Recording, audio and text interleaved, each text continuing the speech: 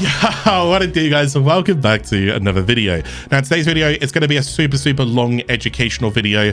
This is for people who will go ahead and say things like, I don't understand how to make my weapon stronger, or my weapon isn't killing enemies quick or sufficient enough. If you find yourself saying that, this is what this video is for. I'm going to go ahead and help you in lots of different areas to go ahead and make you understand how to piece together a build, whether you're new to the game or whether you're a veteran of the game and you never quite really looked into modding. You kind of just took builds left, right and center. So there are going to be things here that you need to know, there are going to be things here that you want to know, and there's going to be things that I'm going to give you that you didn't even know of. All right, but that's the whole point about this video, is to bring everything as a one-stop shop video. So I will go and say a couple of things can be subject to change in the future. All right, because it's such a large video, I'm not going to make this that often. So if things do go ahead and change, or if you can, please go ahead and hover over stuff and read them. All right, I know I'm just using this as an example right now, but same goes with weapons and mods and so forth. Please hover over it and read it.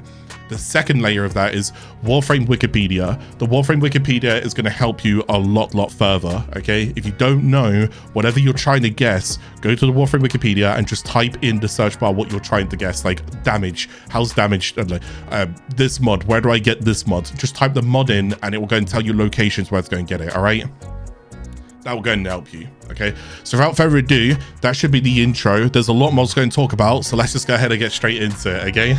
Okay then, so from here, this is going to be chapter 1. This is going to be mods. What are mods and how do they go ahead and improve things and so forth? So on your ship, once you've kind of got to this right hand side, you've unlocked all of this. This is your little mod section, and you'll see all your accumulated mods in here where you can go and sort them and whatnot. But it's a good way for me to go and show you like all of the different mods that do go and assist, like the different types of them, how they all look, so that it gives you an idea of like personal growth into the game. All right, so if you don't go and see these, like, oh, what are those, keep playing, you'll go and get to them.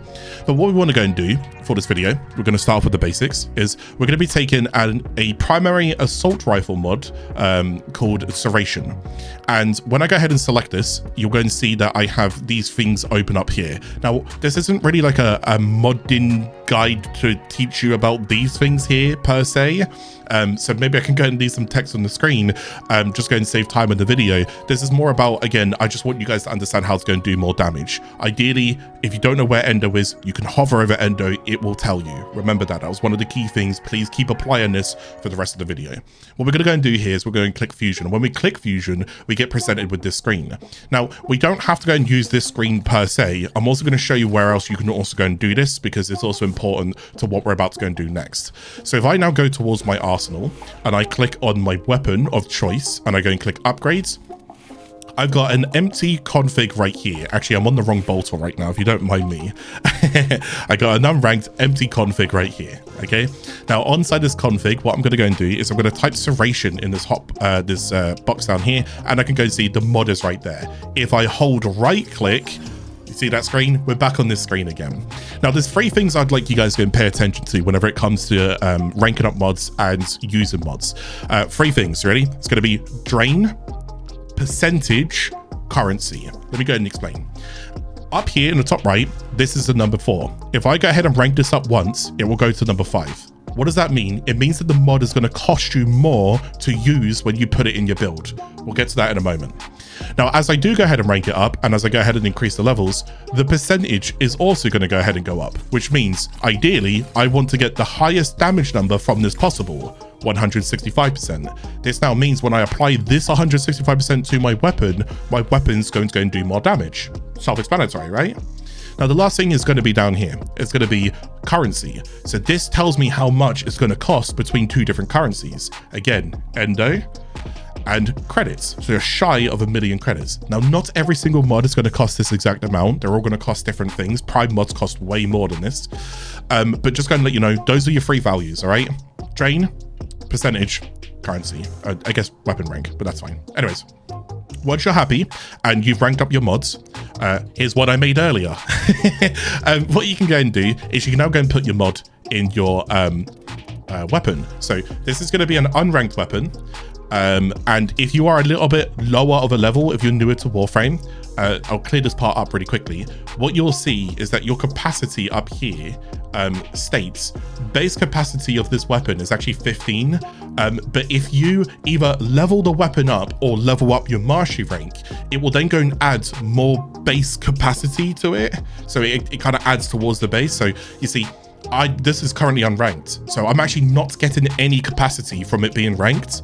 But you see, my mastery rank is level 30 and higher, so as long as I'm level 30 and higher, I actually get an extra 15. So if I take the base capacity 15, if you're new to the game, you'll only see that. But if you start ranking up your mastery ranking, then you can actually get more and more capacity. This is great because you will be leveling your weapons again and again and again. We'll explain that in a moment. So now that I've got the capacity increase, I can now go and put in this weapon. Boom, there we go. But oh my goodness, what just happened? Well, not only did we go ahead and just get way more damage on the total, fantastic, but you'll see up here, well, this isn't good. Almost half of our capacity has been used up in just one mod, and typically there's, as we can see here, 8 mods. We'll go ahead and cover Exilus and Arcanes a little bit later, but just on the off chance that I go and forget, this is utility, mostly utility, so you don't have to worry about it too much. This is very important, but you'll get to this a lot later in the game if you're a new player. But yes, this can make or break certain builds. It's crazy how strong this is. It's called Arcanes. You'll see examples towards the end of the video. So anyways, for now, we're going to focus on these main 8. So this is 1. Now, if I want to go and put another mod in here, let's say I go and put in primary acuity, boom, in we go. Well, there you go. I can only go and use 2 mods right here, and that's already cost me 30. Well, I've got 6 empty slots. What do? Well, this is where you can start to notice certain things like this and certain things like this. So what I mean by that is, what we can go and do is we can increase our capacity. If we go towards actions on the weapon down here, and if we go and have a little look down here, rule of thumb, try and get your weapon to level 30. That's like, rule of thumb, most weapons go to level 30. Rule of thumb, okay? Because I'm trying not to spoil things. Rule of thumb, most weapons go to level 30. When you get it to level 30, you can go and do some extra actions. So what we can go and do is, it doesn't have to be level 30 for this, but we can go ahead and double our mod capacity. Yeah, you heard that right. So instead of being 30 out of 30, we can actually change this to 60 out of 60 just by putting in one of these things here called a potato, is what we call it in the Warframe community. But this one's going to be called specifically an Orokin Catalyst, okay, or blue potato. There's two Orokins. One of them's gold, but that's for Warframes. That's called an Orokin Reactor. This one's blue. It's called an Orokin Catalyst for your weapons. So once you go ahead and slot that in, it's a one-time insert. You put it in, and this weapon, whenever you come back to it, it's going to have doubled capacity. So these are generally relatively expensive, relatively rare. Just, again, please go have a little look on where you go and get them. But what you can also go and do is polarize. Now, unfortunately, I can't do it because I've not ranked the weapon up. But yet, here's what I made earlier. I need to stop saying that joke. So I'm going to go and take a bolter, which is the same as this one. But this one, you'll see, has got some numbers and stuff on it. So I'm going to go and click on this one and click upgrades. Here is a different bolter. But again, still relatively the same because we're not changing the weapon. But here we go. What's going to happen here is I have ranked this bolter out. And as I've ranked it out and as I've maxed it up, the capacity is 60 out of 60 because you see Orokin Catalyst ×2. We've doubled our capacity by installing one of these. So I do not need to install it again, which is great. And now that it's ranked maxed out, I have the option to go and polarize. Polarizing is what you would need something like a Forma for, right? Now, this might sound a little bit complex. Hopefully it isn't. Hopefully I'm going to get good pace right now. But whenever you go ahead and get Formas, all right, again, if you don't know where to go ahead and get Formas, please go and have a little read. Warframe Wikipedia, all of that good stuff. You can go and get them from lots of different sources. I'm just not here to go and teach you that part right now, so forgive me. I'm trying to save time. But once you go and get a Forma, the way that it works is rank out your weapon, and then you can click on whatever slot that you want to. And as you continue to click, you can cycle between different symbols. Now, obviously, you don't really know what that means right now, and you don't know which symbols to go for. No worries, this is where I'm obviously here for. This is why you're at this video, right? So what you're going to notice is I have 5 Madarize. Does that mean you need 5 Madarize in your build? No, all right? I'm just saying, if you don't know what to go for, do not be afraid to install Madarize. That is this symbol right here. Madarize are quite well distributed in terms of all the different multiplicatives and things that they can give you in your build.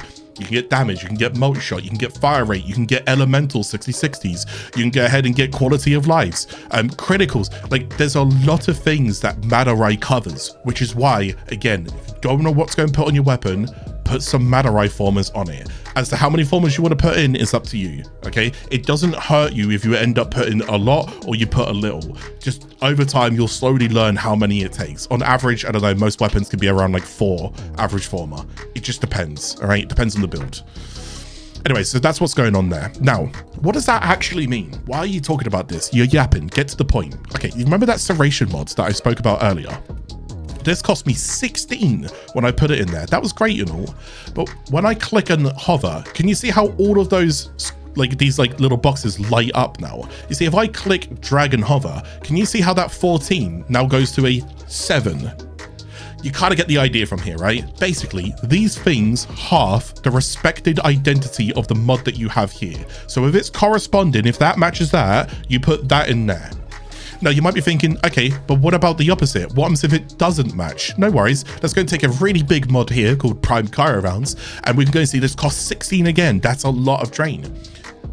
Now look, it's red. It doesn't mean I can't put it in it. It's that it gives me worse returns. You see, this now costs me 20. It's telling me I shouldn't have this mod in here, but we're not going to stop you from having this mod in here. This is really good quality of life that it doesn't stop you from doing it. Ideally, I want to make sure this is in an empty slot or in the right corresponding slot. Does that make sense?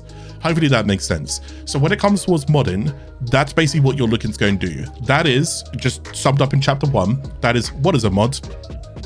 Polarity, Forma, Catalyst. This is just the groundwork for what you're looking for. Hopefully this is sufficient enough, because it's about to go and get crazy in the next couple of chapters, all right? So let's continue. Alrighty then, so this is going to be chapter 2. Now I will go and put a disclaimer in, so please come over here.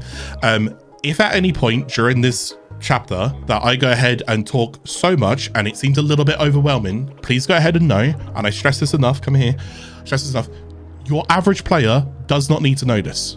Okay, I'm going to go and show you some stuff that happens behind the scenes. This is called damage quantization. So we're going to go ahead and go over this. All right, I'm going to try and explain to you guys. I'm not going to try. I'm going to explain to you guys what damage quantization is. But the only people who really do truly need to know about this are going to be people who like number crunching, people who want to understand like how X and Y works behind the scenes, and people who are into theory crafting and build crafting. So if you're any of those, this is definitely a part for you. If you're not any of those, although I know you clicked on the video, you can just skip on to the next section, all right? Don't feel like you're gonna miss too much. But let's go and talk about damage quantization. What is damage quantization? So let's go and start off right up here. We're gonna be using the Warframe Wikipedia and the damage calculation section on the Warframe Wikipedia. Let's go and read this really quickly. So, quantization. Dealing damage is quantized, meaning rather than the damage being applied smoothly, physical and elemental damages round to the nearest multiple of 1/16 of their attack's base damage before being multiplied further. This next part's important because this will answer why does this exist in the game. By using this method of quantization, the precision of data is reduced, thereby saving storage space and improving efficiency of computer operations. Okay, so what is quantization? It's going to be divisive of 1/16 when it comes to physical and elemental of the base damage weapon. Why is it part of the game? Because it's there to go ahead and improve the efficiency of computer operations, aka we're going to tone things down so that, you know, not everything's blown out of proportion and save data and so forth. Now, let's go ahead and move straight in towards this next part. So it does go and say scale is modded base damage divided by 16. Remember that? Because that's exactly what we spoke about there. So do remember, what is the scale? Bingo, you got it, all right? Always refer back to this. Whenever I go ahead and say scale, you will know that I've basically divided something by 16. Now, for each damage type that a weapon deals, the base, so this could be like impact / puncture, these are different damage types. The base damage for that damage type will first be divided by the scale, step 1, rounded to the nearest whole number, step 2, and then finally multiplied by the scale, step 3. 3 steps, okay? Divided, rounded, multiplied. So this quantized value will be used in missions damage calculations. The final damage seen by the in-game damage pop-ups are further rounded to a whole new number. Okay, so the way that this is going to look is quantized damage type value is rounded. It's going to be total damage value divided by scale multiplied by scale. Remember the 3 steps I told you? So it looks scary, but when I explain it, hopefully you're with me, okay? So here's a cool example right now. Let's go and pull you out of that. Just go and give you a bit of a breather. Let's say that you're new to the game. Yeah, maybe you're not new to the game. Maybe you've been playing Warframe for a little while. Maybe you even have 1,000 hours in here. If I take a weapon like the bolter that does 25 base damage, and I go and shoot this enemy over here that has no armor and no shields, and it does 25 base damage, how much damage do you think I would do to this enemy? Now, if you heard the number, it was 25, right? And if you said 25, you'd be wrong. And that's not your fault, because there's other values to go ahead and take into part here. It's 28. Let's go ahead and explain why it's 28, shall we? Because we need to go ahead and get into some number crunching right now. So again, this is all the behind the scenes stuff that you're not typically going to go ahead and know, but this is where we go ahead and come in. All right. So what we go ahead and do now is I'm going to go and bring my notepad up here. Hopefully you guys don't mind my notepad at the same time as I've got all of this. So if asking a new player, safe off. Right. First is runner testing. The weapon has 25 base damage. We can see that by literally looking at the weapon right here, the total damage. Now what I go and do is, 28 damage was dealt against the runner. If I did go down to critical, it'll be 51, but we'll cover that another time. Now, the damage efficacy is slash against infesteds. So what is damage efficacy? First of all, I'll explain this a lot more later in the video. But for now, I'm going to go and show you that whenever I hover over my status, anyways, first of all, it will tell me the elements that I'm doing. I don't have to hover over it. I can see the elements here as well. But more importantly, if I then hover over whatever element I want to hover over, like slash here, you'll see that it has damage efficacy. To put simply, it's a bonus increase to that faction for that element, that physical, that whatever type that you got here. So slash, which is 2.5, is going to get a 1.5 multiplier when attacking infesteds. Does that make sense? So that's basically what's going on here. So we do need to go and factor this in, because this is going to go ahead and be important towards our quantization. So the damage efficacy is slash against infested. Therefore, 2.5 is multiplied by 1.5 to give us 3.75. Now, what we want to go do is we're going to go and add all of that value back together, right? We're going to take the 3.75. We're going to go and take the 20, the 20.5, and we get 26.25 damage. But I hit 28. Why does it calculate to 26.25? Okay, so this is where this comes in. So remember this? This is where this is important. Let's take a hypothetical scenario, and then I'm going to take a bolter scenario. So I'm going to read from here, and then I'm going to go and show you what it looks like with the bolter.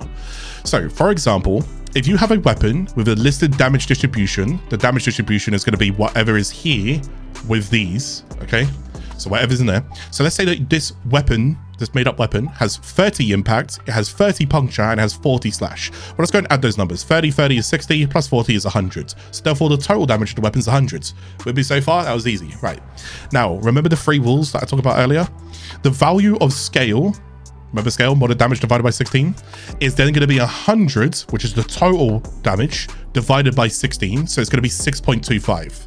That's going to be important. So 6.25 is our now scale. Remember that. So the amount of impact damage on the weapon, dealt by the weapon, will then be 30 divided by scale. So that's going to be step 1. So this gives us 4.8. Step 2 was rounding it to the wholest near number, which is going to be 5. Step 3 was what? Remember, if you divide it, you're going to multiply it by the scale again. Can you see how that 30 impact is now actually 31.25? This is quantization in like a nutshell, all right? So the number that you do go and see inside the arsenal may not be the representative number to what you're actually doing. Now, this process is also applied towards the puncture, which is also 30, so it gives you the same number here, 31.25, 31.25. But remember, the slash was 40, so we take the exact same divisive by scale, 40 divided by 6.25, to the whole number, round it, multiply again, it actually gives us 37.5 respectively. So the slash is actually a little bit lower here. Now, as such, when damaging a charger, for this video, I'll be shooting a runner. This is going to be an infested unit. The reason why we shoot infested is because they don't have armor, they don't have shields. So it's easier for me to go ahead and show you guys against something that has raw HP. Okay, but I'm going to be shooting a runner, not a charger, because the charger is really loud and I can't be bothered listening to him for the rest of the video. Which has 50% bonus to slash damage. Why? Because if you remember, this is an infested. If we hover over slash, it tells us 50% damage to infesteds, and it has infested health. If we hover over infested health, again, 50%. So you can see where the slash is kicking in here. So the total damage dealt to the charger will now be 31.25 sorry, 31.25, 31.25, and the 37, but the 37 gets the damage efficacy. So it gets the 1.5 multiplier that I was talking about in here, okay? Respectfully, that's going to yield us 118.75 damage, which is then going to be rounded up as the whole display of 119 damage. Okay, so that's your hypothetical there, which is a quick run-in of that. I'm going to show you what it looks like with my bolter right now. So I'm going to take an unranked bolter that you can go and see here. We're going to take that 25, yeah? So apply this method to the bolter, certainly. Let's take the 25, let's divide it by 16. We get a 1.5625, and that's going to be our scale. Now we're going to take the impact, the puncture, and the slash, because we're going to divide it by the scale. Remember what it is here, and then it's rounded up. Divide, round up, and then the last part's gonna be multiply. So we're going to take the impact, 2.5, we divide it by that, it's gonna give us 1.6. We take the puncture, we take the 20, we're gonna divide it by the scale, it's gonna be 12.8. But again, remember, it's gonna be rounded, so this is gonna be 13, this is gonna be 2. And again, the slash and the puncture are exactly the same value at 2.5, so it's gonna give us 1.6. They're both gonna round to 2. Easy work, right? Now, remember, the third step is going to be, we're now going to go and take the whole rounded number and we're going to multiply it. So impact's going to go ahead and get multiplied. Puncture's going to go and get multiplied. Slash is going to get multiplied. We've now got new values. Remember how our values on this weapon were it's 20. It's not actually going to be 20. It's going to be 20.3. You see these 2.5s? Then they're actually going to be 3.125. So this is where the coolness comes in. The cool stuff, the nerdy stuff. Remember when I shot that that enemy, that runner, and I said, oh, it would be 25 damage, but instead we hit a 28? Now let's do the math. 3.125 plus with the 20.3125 plus with the 3.125 multiplied by the damage efficacy, remember, because this is slash here, we now do 28.125. So behind the scenes, when I now go and shoot this and you see 28 damage, you now know how I did 28 damage, and that is things that you need to go and take into account. Please go and keep in mind, if they do have armor, shields, other like variables that can go ahead and dictate what your weapon's doing, your results are going to vary, right? Because if it's got armor, it's got damage reduction. So therefore, if it has damage reduction, you're not going to go and do the exact same number that you're going to go and see there. Unfortunately, damage reduction scales differently depending on the enemy that you're doing. Anyways, hopefully you can understand damage quantization. I'm hoping I did a good job of explaining that for you guys, but that's some cool stuff that's happening behind the scenes. So if you do want to go really number crunch and you're like, oh, that doesn't make sense, hopefully now this makes sense, because from here onwards, the math is accurate. Okay, so anyways, let's move on to the next topic. Okay then, so this is going to be the next chapter. So this is going to be damage on a weapon. So let's go and start off with the basics. At the end of the day, you're going to want damage, right? But there's going to be two different kind of forms of damage here. Let me go and explain both of them. So let's go and start off with the first form of damage. Let's go ahead and use Serration. Now, as we go ahead and hover over Serration, we can go and see that Serration increases our damage of the weapon by 165%. Now, this is what we're going to go ahead and call flat damage. Now, if you want to go and see what this looks like in terms of formula, I'm going to go bring the formula up on screen. We're going to take the 25 base damage, we're going to multiply it by, the formula is going to be 1 plus, and then the mod, so 165% in decimals is going to be 1.65, and that's going to yield us to 66.2, which is going to be rounded in the arsenal to 66.2, so 66.25, so we rounded in the arsenal to 66.2. So you can see how like the math is mathing. Cool. However, you'll go ahead and notice, well, hang on a second, what's going on here? Now, this is what we call flat damage. You can't really go wrong with flat damage. At the end of the day, this is more bang for your buck on the initial hits that you're doing, okay? So this will work throughout the game, all the way throughout the game. But what if you wanted a bit more damage? What if you wanted, oh, I don't know, a galvanized aptitude? So let's go and read this really quickly. First of all, it states you get 80% status chance. Well, that's not bad, but that had nothing to do with the fact that we wanted damage, right? Well, let's go read the next part. Now, on kill, you get a 40% direct damage per status type affecting the target for 20 seconds, and this stacks 2 times. To give you guys an idea of this really quickly is, first of all, this mod does nothing until I get a kill. Okay, when I get a kill, it's now going to be 40%. If I get 2 kills, it's going to be 80%. But in order for it to actually do increased damage, it requires per status type affecting the target. So what are status types? Now, remember, well, if you did watch the quantization part, that's fine. If you skipped it, that's all good. These right here are going to be status types. Now, there are lots and lots of statuses inside the game. I will have a video that covers every single status inside Warframe and an in-depth explanation of how they all work. Feel free to go and look out for that video a little bit later. Until now, basically, we'll go and take these physicals here, so puncture, slash, and impact. So if I go ahead and get a kill, and I put a puncture proc on an enemy, okay? So we'll go ahead and let me go and shoot an enemy and show you what that actually looks like as for a proc. I don't know which proc I'm going to get right now, but I'm just going to go and shoot. Okay, you see that above its head there? You see where it's got like a little hammer? That was an impact proc, okay? This now means, so long as I had kills and my mod was procced, whenever I now do damage to this enemy, I'm getting 80% damage against that enemy because it has one element on it. So ideally, if I shot it and I did 2 different elements there where I've got a hammer and I've got like a little needle being pierced through, that's impact and puncture. Now, if I have 2 elements, I'm going to go and do 160%. You see how that like kind of kicks in there? Now, this is 5% less than serration. All right. So let's go ahead and add in generically 13 generic elements that majority of people are going to run across either their warframes or their weapons or companions. These are going to be your physicals, impact, puncture, and slash. You're going to go and have your 4 non-combined elements, heat, cold, toxin, and electric. And you're going to have your 6 combined elements, corrosive, blast, radiation, viral, gas, and magnetic. Now, hypothetically, this isn't what you need to go ahead and get to. Let's say I had 13 elements put on one enemy, so that enemy had loads of elements above its name right there. If I now had galvanized aptitude and it was scaled and it was proc twice, I would now do 1040% damage on my shots whenever I'm hitting it. That's how it works. That's what's going on. There are other mods on melees, for example, called things like condition overloads. So if you wanted scaling damage, now you can hopefully understand where the status chance comes in, because in order for me to go ahead and proc any of these elements, I need to increase my status chance. So we'll get to status a little bit later in the video. But that's where this gives you status chance, and then it's trying to help you with on kill, and then go ahead. This is a scaling mod. So remember, this right here is a flat mod. This is a scaling mod. This requires prefixes to get the suffixes, and it can scale way more. This only goes to 165. This can go to 1040. You're not always going to hit that, all right? But even at 3 elements, let's go have a look here. At just 3 elements alone, it outranks Serration at 240%. Serration's 165%.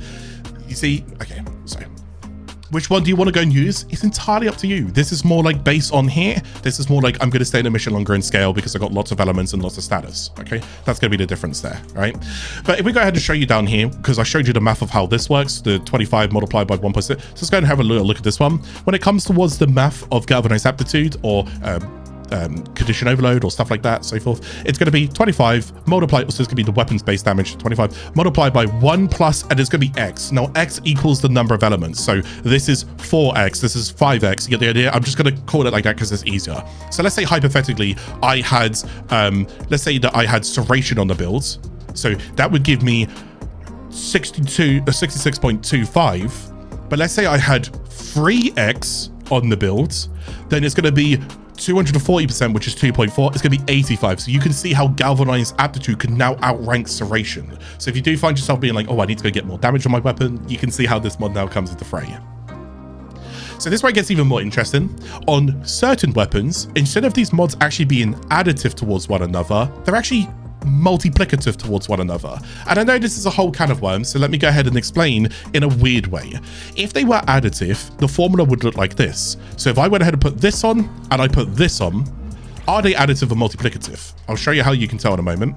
But so let's just say that they are additive. The way that this would work is 165. Let's say that I put 3 elements on an enemy, I get 240%. This now means this weapon's damage is now doing 126.25. What if they were multiplicative to each other? So it's going to be 25, it's going to be 1.65, but now it's going to be multiplied by so these are multiplicative towards one another. So this can now yield us with more damage at 225. So you might be thinking, okay, so how do I know if they're multiplicative towards one another? You ready for this? This only works on certain weapons, more so inherently projectile-based weaponry. This was something that could have been like a bug turn feature. Please don't be too scared with the chart. I'm going to go and hit you with this wonderful, wonderful chart that has been made by, where is he? Rainy over here. Wonderful chart. Loads of us go ahead and use this. Sorry for the flashbang if you guys were in night mode right now. So let's go ahead and tell you some things about this. First things first, if you don't know, go to this chart. It will be inside the video description. Second thing, here's what I'm going to teach you really quickly. There's a few different things you want to hover over. Condition overload factor, damage math, and single target value. 2 things I'm going to teach you just right now. The rest of it you can use at your own accord. 2 things or 3 things. First thing, gun condition overloads, in this case galvanized aptitude, does not work on explosive weapons. Remember that. Does your weapon explode? It doesn't work on it, right? Okay. Number 2, damage math. If it says adds, it adds to serration. If it says multiplies, it multiplies this array. Remember how I said like they're multiplicative towards one another and they're additive? This guy and this community team of people who have been in here doing this and doing all the testing, they've done all the testing for you. All right, so you can use this chart. It's absolutely phenomenal. There's lots of like different notes and so forth that you can go ahead and read. But again, if I give you enough information throughout this video, you'll be able to go and test it at your own accord. All right, but otherwise, trust the process. Let's go ahead and look for Boltor. Do Control and F to find and sheet. Type in Boltor. Let's go and have a little look here. It's gonna be one down. Here it is, Boltor's over here. So Boltor, really quickly, condition overload factor 100%. That means I'm good to go, but the damage math is it adds, and the single target value is also 100%. This basically means that I'm going to get the full usage out of my mods when I do go and put it in, but it's additive. So what does that mean? Now, rule of thumb for now, just select one of these mods, flat or scaling. You choose, okay? You choose. If you're an endgame player, you'll probably choose scaling. If you're a new player, you're not really going to have this anyways. You'll choose flat, all right? But certain missions at certain times, if I want a one-shot right out of the gate, I just load in the mission, I just bang, hit an enemy, I'm going to want that. If I'm going to stay in a mission and scale towards level 9,999 enemies, probably going to want that. Get the idea? So pick one, call it a day, okay? That is, I believe that's going to be everything you need to know about serration. So let's go ahead and continue. Okay, this is going to be a brand new chapter here. This is going to be Multishot. So everything you need to know about Multishot. So first of all, what is Multishot and how does it go ahead and work? Well, the first things that you want to go ahead and know is Multishot is going to be applied more so towards your primaries and your secondary weapons, okay? Not so much on your melee weapons, not per se. All right, so we're going to take this mod here. It says split chamber plus 90% Multishot on the rifle. Now, before I go ahead and actually talk a little bit further about this, I'm just going to show you a visual aids that will help you really understand the way that this works. So I'm going to show you just really quickly. I'm going to stand over here. I'm going to look up at this, and I'm basically just going to zoom in on the screen. Now I'm going to go and shoot. How many bullets did I shoot there? Just cut it out loud to yourself. 1, right? Okay, cool. Now, if you look at this on the bottom right as well, I also, how much ammo did I use out of my 60 magazine? I also shot 1. So I'm going to go and reload real quickly.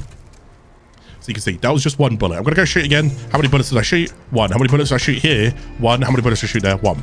It's going to be important because forgive me if I feel like I'm talking to you like a toddler. I don't mean to. I feel like this kind of stuff really nails it in, all right? Let's go ahead and put split chamber in here. Now this has a 90% chance to go ahead and create Multishot. Multishot doesn't affect my ammo and basically adds, in this case, what I'm shooting is going to be a free bullet. So I'm going to go ahead and shoot up here now. You see how I've now shot 2 bullets out there? But if I go ahead and show you the bottom right, I only shot once. So I'm going to shoot again, or if I go and reload, so you can just see that there was no like hoax or anything. I'm going to shoot again. There you go. So 2 bullets, no, only 1 ammo. Essentially, if you really think about that, that's free damage. That's essentially free damage that you're getting there. And it didn't cost me anything extra. Kind of get the idea of Multishot now? Because that's basically where we're going to be going with that. However, there's a few things to talk about with Multishot. Let's go and talk about it really quickly. So, split chamber adds 90% chance. There's a 90% chance for you to shoot another bullet for free.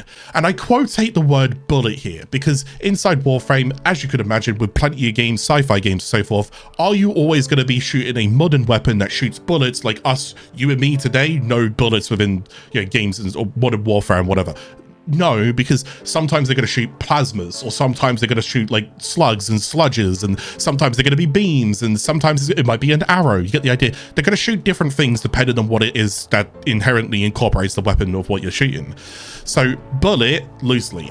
So it doesn't consume ammo on that shot. When it does proc, there's a 90% chance it'll proc, 10% chance it won't proc, but it doesn't work the same with beam weapons and shotguns. I'm not going to go into this too in depth, but I want to explain why it doesn't work the same, because it's a little bit different. Shotguns have pellet distribution.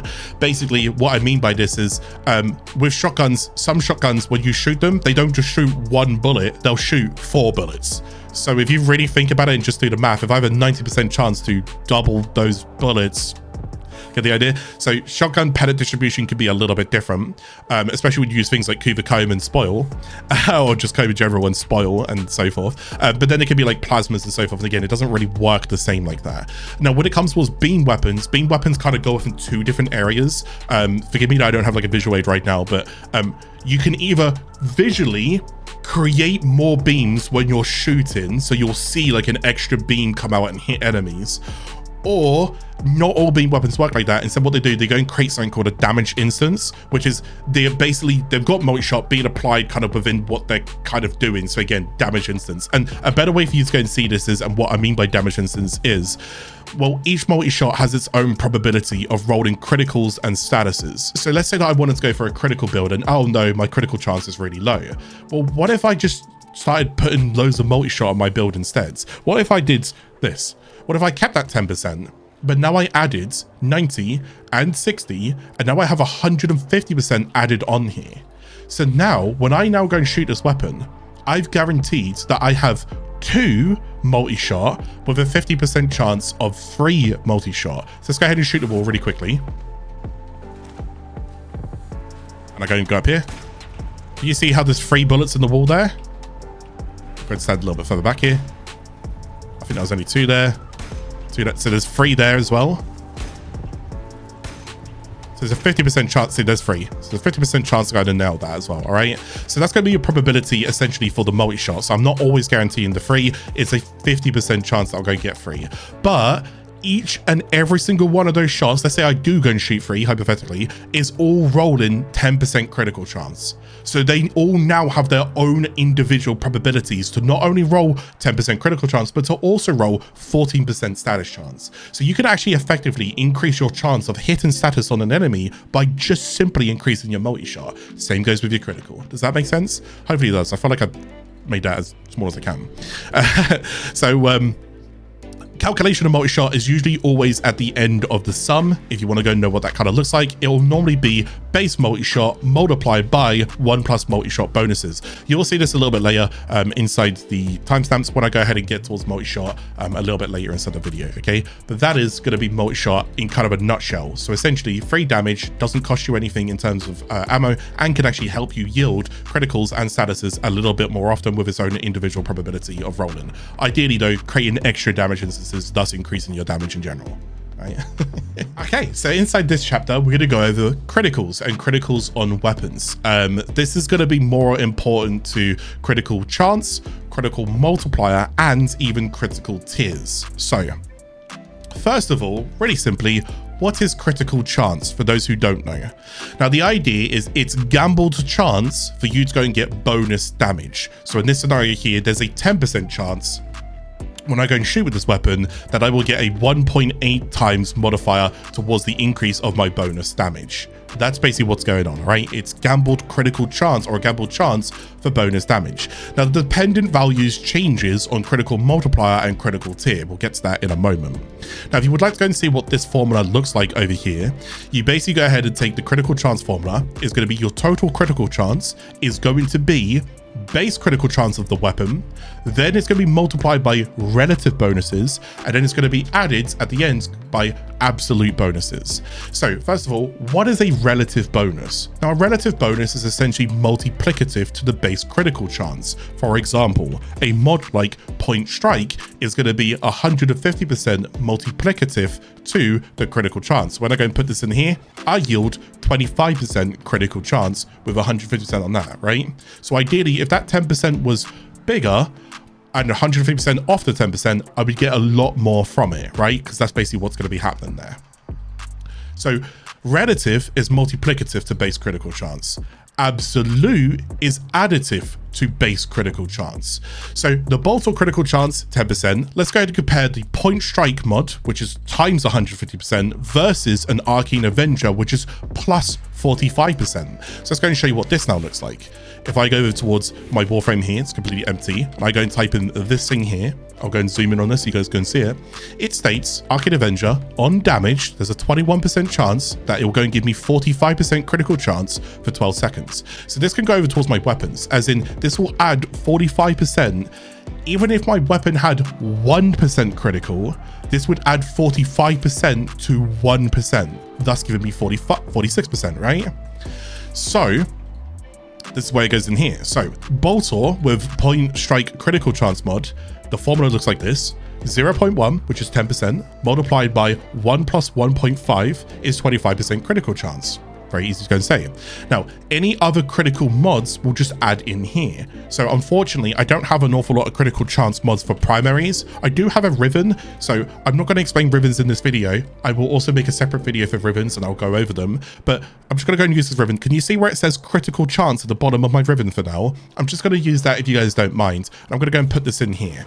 Okay, so I've got 150 and I got 153. The way that that formula now looks is, again, they're going to be additive to each other, but they're both going to be multiplicative to base. So it's going to be 150 added to 153, which gives me 40% critical chance and 40.4% critical chance here respectively. So the math is mathing, that's all good. But what if I took a Boltor with an Arcane Avenger? Yeah, and the Arcane Avenger procs? Well, 45 added to 10 is 55. Can you see between two mods of 150%, 300% critical chance, I still do less than additive critical chance? You see, the rule of thumb goes as follows. If your critical chance is low, like 10%, you want to add to the base critical chance to then further multiply to it. So for those who are wondering, and you're going to say, oh, but this mod here gives me 5,000% critical chance. Yeah, that sounds amazing if you had like 50% critical chance or like 20% critical chance. But if it has 5,000 and you had 0.1% critical chance, you're not going to get much out of that 5,000, all right? So the way that I like to go and do this is basically by teaching people about like how 1 plus 1 versus 1 multiplied by 1 is, and I guess I'll go and put like a little bit of a demonstration on screen here. But basically, you'll go to see with these numbers, if I take 1 plus 1 versus 1 multiplied by 1, 1 plus 1 is actually better and stronger than 1 multiplied by 1 or 1 multiplied by 2 or 1 multiplied by 3. Because you see, as I'm plussing, I'm actually getting bigger numbers. But what if I change that? What if I bumped that base 1 and I made it 2? What if I started at 2 and I did 2 multiplied by 1, 2 multiplied by 2, 2 multiplied by 3, multiplied by 4, and then I did 2 added with 1, 2 added with 2. Can you see how now all of a sudden the multiplication is now stronger than the addition? So remember, rule of thumb, if it's low, add to it. If it's high, multiply to it. So if you need to go ahead and make it higher, add to it, then multiply. Okay, that's basically what's going on there. That's how that's going to go and work. That is going to be your critical chance basically explains. Do go and keep in mind as well, there are also other critical chance increases. You can see this a little bit more on the Wikipedia, but I'll just put a couple more up here on the screen. I'm not going to go over every single one, but inside this video you will see me kind of go over Innovate, but that's just what's going to happen. But there's lots of other ways to go and add critical to your build. Right. Okay, guys, I quickly need to go ahead and edit this part in because I realized I kind of missed it out and I wanted to go and talk about it, but there wasn't an awful lot to talk about. So it's going to be a bit short, but it's also going to be a bit confusing. So again, it's another quantization. This is going to be critical damage quantization. And what we can go and see here is the base critical multiplier of a weapon is quantized. This applies before mods, but after certain effects that are additive to the base value. The quantized base critical multiplier can be calculated as, and this is why I said, I kind of forgot about it because it's just a whole can of worms. So basically, quantize, I'll go and bring this over as well so you guys can go and see it. The quantized base critical multiplier is rounded to the base critical multiplier multiplied by 4095 divided by 32, then like flipped in this case here, and then inverted, and then 32 multiplied by 32 over 4095. So we'll kind of get to that number in a moment, but let's go ahead and take an example here where they use Braddon and Vital Sense. This is without, this doesn't include quantization. So we're going to go and use Boltor with Vital Sense. So it's a 1.8 times multiplier with a 120% Vital Sense mods, which would yield us 3.96, which we do go and see a few more times, and you'll see it a bit later inside this section here. But now if we go ahead and start quantizing it, it'll actually be 1.8 multiplied by 4095 divided by 32 is 230. Then we go and take the 230 multiplied by 32 by the 4095 multiplied by, and then this would be critical damage mods in here. And instead of it being 3.96, it's now 3.9540903. You get the idea. Anyways, we had a little look at this and we had a bit of a discussion, and long story short, I'm just going to go ahead and say this to you guys, is this really necessary? Like, do I need to go ahead and teach this? Now, if you want the exact number crunching, you're better off looking at things like this, where you can go and see where's the truncated value in here. So you can see how someone uses round 2 base critical multiplier, again with the division in here, and then you go and take the multiplier there. So you can see how it would have just been 2, but instead it's 2.0004. But so the question is, you know, when it comes towards it, are you saving data? Like, is it necessary? Do we need to go ahead and take this? Can we not just take post quantized values here?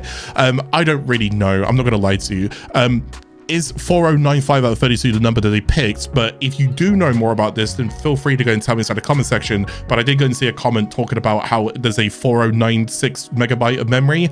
So yes, I realized that at this one point in the video, this is the one part that I can't super explain. And also at the same time, the more that we looked at it, the more of a head scratch it kind of became. Not because it was a head scratches in like we didn't understand it. It was a head scratches in it seemed like it didn't really save data. It seemed like it felt like the opposite. Maybe I'm wrong with that one, but anyways, from here onwards, we're going to go in towards the critical damages and more like critical tiers, and then we're going to follow a bit of a different formula, which is easier, as you can go and see here. We're just going to follow this formula. If you do want a more number crunch, you will have to follow this, and I'm not going to lie to you, it's just a headache. It just feels like way more than what you need to go ahead and do. So okay, anyways, I'll let me go back on now, okay? Okay, so now that we've done that, we're now going to go ahead and go over the critical damage inside the game as well. Before we go ahead and do critical damage, we also want to go ahead and calculate how to go ahead and increase the base damage with the criticals. So the way that this works is, let's say I have a critical build and we want to go ahead and increase that. The way that it's going to work is we're going to take base damage, we multiply it by 1 plus critical tier. You've not been introduced to that, you will be introduced to that in a second. And we're going to multiply that by critical damage minus 1. So the critical tier is going to be a bit more critical chance. We haven't fully gone over it just yet, but let's go ahead and explain an example here so that you guys can go and see what we're working with and how all of this comes together. So for example, we go ahead and shoot a runner, we do 28.125. If you saw the quantization part of the video, you will see and you'll know how we did 28 damage. So this was the base damage that we dealt to the runner. Now if we go and take a 1.8 times multiplier, so that's the critical multiplier of the bolter, we then go ahead and multiply that together with the -1 over there, and we will go and do 50.6, but it'll be rounded to 51. So in this case, I need to go and take my serration out, I need to go and take my multi-shot out just for the moment, and I'm going to go and put a critical chance mod in here. Now what I'm going to go and do is shoot this enemy, and all I'm looking for is basically for it to go and say 51. There you go.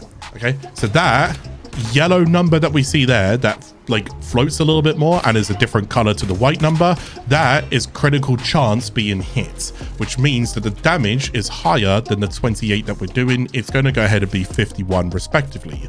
That is what's going on there. Okay, now let's go ahead and add in a critical damage mod called Vital Sense. So let's go ahead and take a critical damage mods. It's called Vital Sense. This gives us 120% critical damage. Now what you will go and see in here is that it says it's 4 times, and if you remember the damage if you did go and watch the damage quantization part of the video, remember that some of the stats in the arsenal are kind of a lie, so that's actually not entirely true. It's just rounded up for us. So if we go and have a little look at this, it's actually 1.8 multiplied by 1 plus 1.2, which is the Vital Sense. It's actually 3.96, so you can see why they rounded up. That's fine, but if I need exact numbers, then you're not going to see exact numbers if I didn't quantize and if I didn't explain how the arsenal kind of is a lie. So now the damage on the infested runner is going to be 28 multiplied by 1.396 minus 1, which could be 111.375. So let's go and have a little look here and show you what this looks like. Straight off the bat, so you see Okay, it's just whether or not I get the critical chance to proc it, but you can see how everything's kind of coming together, and you see it that every time I go and recommend something, I can go and show you the math behind it and how it works as well. All right, so that's what's going on there.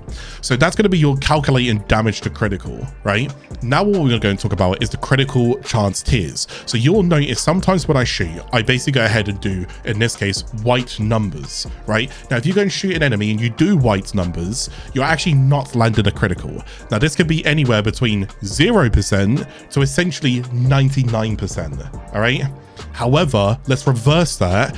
If I have 1% anywhere to 99%, then I have a chance of hitting a yellow number. So you saw when I shot there, I saw a yellow damage number. This is what we call tier 1. This is called base critical, okay? Tier 1, base critical. That's all you need to go and remember.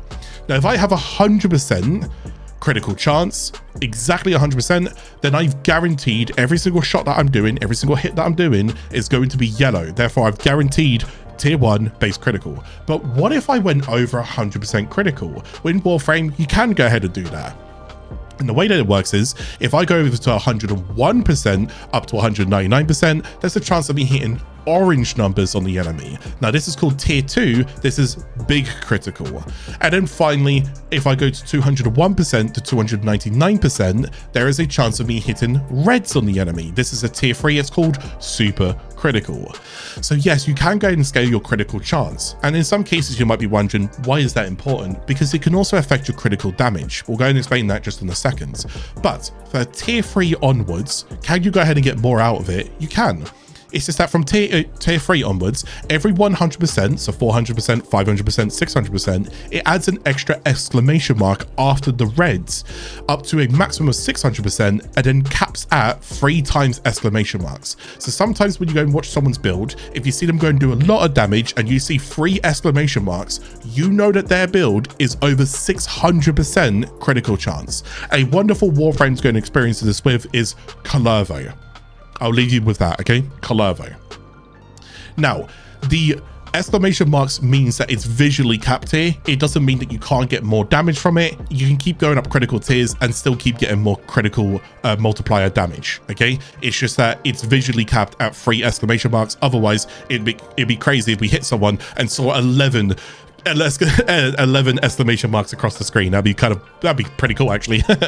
So, critical tiers can increase your critical damage setup. So critical tier formula goes as follows. The critical tier multiplier equals 1 plus critical tier multiplied by base critical damage multiplied by 1 plus modded critical damage. So the way that this looks here is we're going to end up switching weapon here. But what's really cool about this, if you guys look at these stats here, 10% and 1.8, we're going to switch over to Lato. And you see how the critical chance is also 10%. Whoops. So it's 10% and it's also 1.8. Okay. Now, if I want to go and bring Vital Sense, the 120% critical mod in, I'm going to go and take 110% from this and 10% from this. So as you can see, I'm actually at exactly the same value that I was just moving over to a different weapon. But I need to do that for a second because I need to go and scale my critical chance. This is where I can go and use a hypothetical. I want you guys to see how your damage can go ahead and go up by modding for your critical chance rather than your critical damage. So let's talk about Arcane Innovate. It adds critical chance to base critical chance on damage hit on an enemy. This can go up the critical tiers all the way from white all the way up to reds. Okay, now it's a chance of reds, not always guaranteed red, but it's white all the way up to a chance of reds. So here we can compare scaling critical tiers. For example, if I take a Lato, which is this weapon here, and if I go and take a prime target cracker, which is this mod here, and if I go and take an unranked hollow point, which is this thing here, and I go ahead and take an Innovate Arcane, let's hover over Innovate. What does Innovate do? It states that secondary Innovate, on hit, it increases critical chance by 10%. It resets after 6 big critical hits. I don't actually have to do this for the video, but sorry, I might as well go and show you what that looks like. Why not, right? Because we've come this far. So if I go and shoot this enemy here, pay attention to the color of the numbers. Watch what will happen. See that? You see how it like resets, goes back to whites? Okay. Back to oranges. Back to whites. Okay. Basically, you can see it up here, it's 50% right now. This is additive to the critical chance of the weapon. So you see how I was only doing 10%? Well, every single shot that I'm now doing, I'm actually adding critical chance to the weapon, and it resets after 6 big critical hits. Well, you might go and ask yourself, what is a big critical hit? Well, don't you worry, you don't need to ask that because I taught you that already. That's oranges, which means there's a chance for you to go ahead and see reds. It just depends. You'll reset after 6 oranges.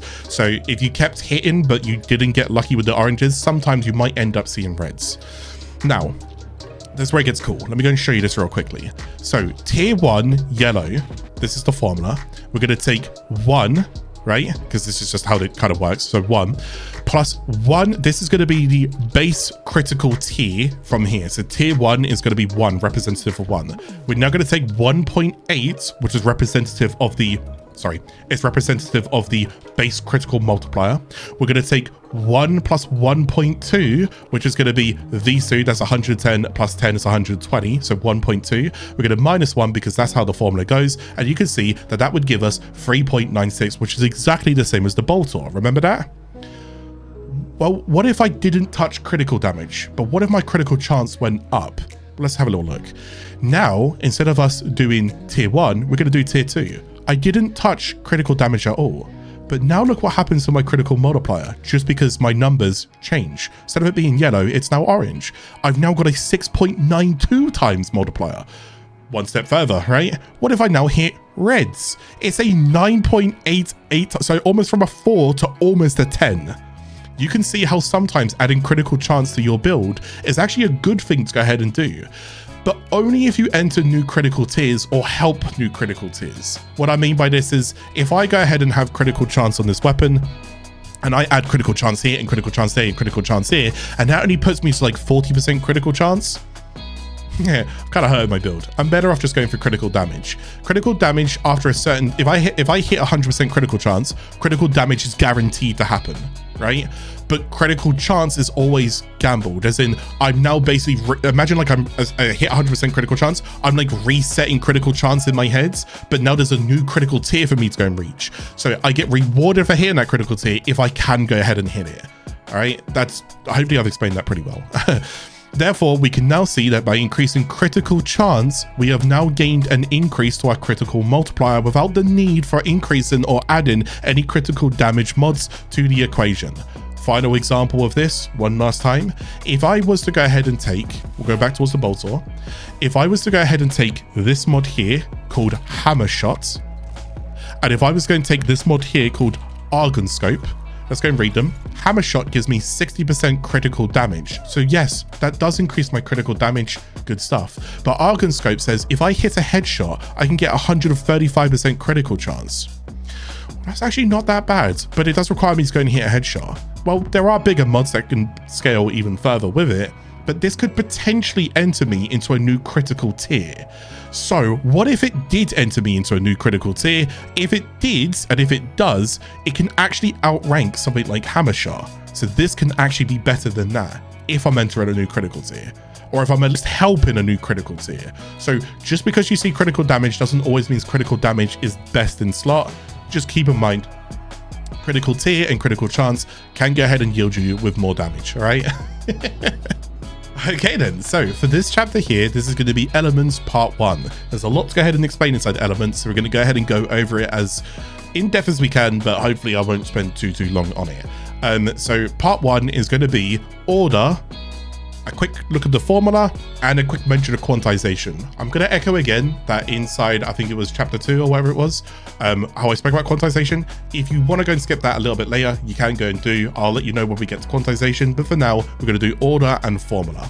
So let's go and start off with order. What do I mean by that? Well, first things first, when it comes towards Warframe, you're going to have a few different elements that you'll go and see. So for example, on this weapon here, you'll go and see these ones. These are what we call physical elements. So puncture, impact, slash, they're just physicals. But what you also have that's going to be accessible to you is going to be flat elements that can be essentially combined, which we're going to get to in a moment. It's going to be what we call our 90s or just our flat elements. So toxin, electric, cold, and heat. These are your 4 base elements. But what's interesting about these can be combined into other elements. So before I do that, let me go ahead and show you what this looks like. And I'm going to do this with numbers, all right? So ideally, top left to bottom right, or top left, top right, bottom left, bottom right. But again, some people read things like manga, so they could be different. But anyways, this is what you need to know. This is number 1. This is number 2. This is number 3, 4, 5, 6, 7, 8. 1, 2, 3, 4, 5, 6, 7, 8. Remember that. Now what we're going to go and do is I'm going to go and take cold. So don't worry if you don't, this is going to be a smaller version of the cold mod, okay? I'm going to go take cold. I'm going to put cold in number 1. Let's go and grab toxin. I'm going to go and grab toxin and I'm going to put it in number, doesn't matter, stop. Right. Now what's going to happen is we're going to look over here and we're going to see I don't have cold and I don't have toxin. Instead, if we look at the symbol here, cold has met toxin. So how's it done that? What's actually happened here? So wait, does that mean, hang on, can I do, no, it's still viral. It's still viral. Remember those numbers? It's going to be quite important. Let's say I added another element here. Let's say I go ahead and add in heat. It's going to put heat here. Now I've got viral and I've got heat. Let's go ahead and play about with a few things really quickly because I probably don't need to say anything. You're going to see it and you're going to go, okay. So what if I did this and then I did this? Can I just refer you to something? Do you remember? See how none of that changed? Do you remember those numbers? Let's explain something really quickly. Whatever the number is that meets the other number first is the combined element. So 1, there's an element. 2, there's an element. Viral. Watch this. 1, there's an element. 2, there's none. 3, there's none. 4, there's none. 5, there's none. 6, there's none. 7, there's an element. Toxin meets cold. What if I did this? What if I put this here? Watch this on the left. It changes. 1, toxin meets 2, 3, 4, 5, heat. Toxin and heat now make gas. All right, I don't think I have to explain it any further than that. I think that's like the most dummy way I can explain it. So that's basically what's happening. So yes, I can put this wherever I want to here. It doesn't matter. Look, I can move this as well. I can move I can shift all of this down. I can shift all of it up. It won't change until I start doing this. Now they'll start changing. See that? So I can get different elements out of them. Just depends. All right. Anyways, that is combinational order. Let's not spend much more time on that. Hopefully you go ahead and understand that. Now, in terms of the formula, the elemental mods that you went ahead and saw there, so things like heat and toxin and so forth, these are multiplicative to base damage mods. So for example, so you can go see the formula here. If I have base damage and I go ahead and put a damage mod in here like serration, if I now go and put an elemental mod in here, it's multiplicative to the damage mods. So if I go and put serration in here and I go ahead and put a 90 toxin mod in here like infected clip, that is multiplicative to that. That's how elemental works, okay? It's always going to be multiplied. Can you remember what I was saying earlier about like criticals or like other things? When you can multiply, it's always a good thing. This is something that you want to get in a habit on. You want to start to know what is multiplicative to one another. I'm telling you, elementals multiplicative to damage. So even if you feel like you're lacking damage, if you just do damage plus elementals, you're going to get more damage from your weapon. That alone is just a very good way to go ahead and increase your damage. So for example, Boltor with serration, it's going to be 25 base damage,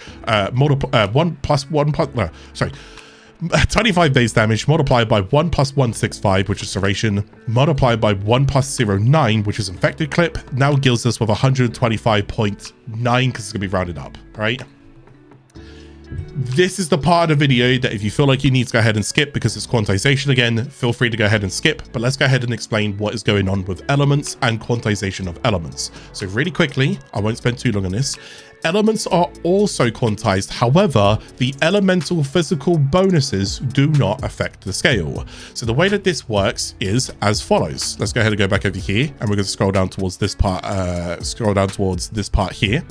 So if a physical or elemental mod is applied, their bonuses are also quantized. The value of an example scale will still be 100 divided by 16. So remember, the scale is going to be this number here, and it's still going to be divided from the total damage divided by 16, because that's quantization.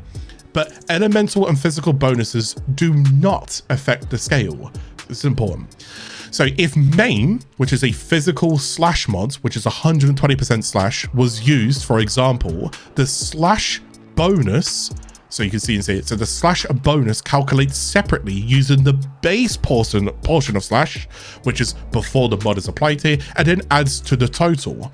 The way that this is going to look is the base is 40. Can you remember earlier when we took 40 from slash up here? So here's the 40 from that. There's 40 here. So 40 is multiplied by 1.2 from the main mod, then divided by the scale, then multiplied by the scale, thus giving us 50. All right. Now the damage distribution will then be 31.25 on the impact, 31.25 on the puncture, but then the slash is now going to be 37.5 plus 50 from here, which is now going to be 87.5 on the slash. Now elemental bonuses calculate using the full base damage are rounded to the 1/16th of the base damage and then added to the total as well. And then elements formed by a sum of mod bonuses quantize their sum alone. Now this part here, just go ahead and avoid confusion because this is a lot more they're going to teach you, like valence formation and puncture and whatnot. So this value here, if you see all of that, I'm just going to go and shorten it down to make it a little bit easier for you guys. So let's go ahead and now look at my example down here.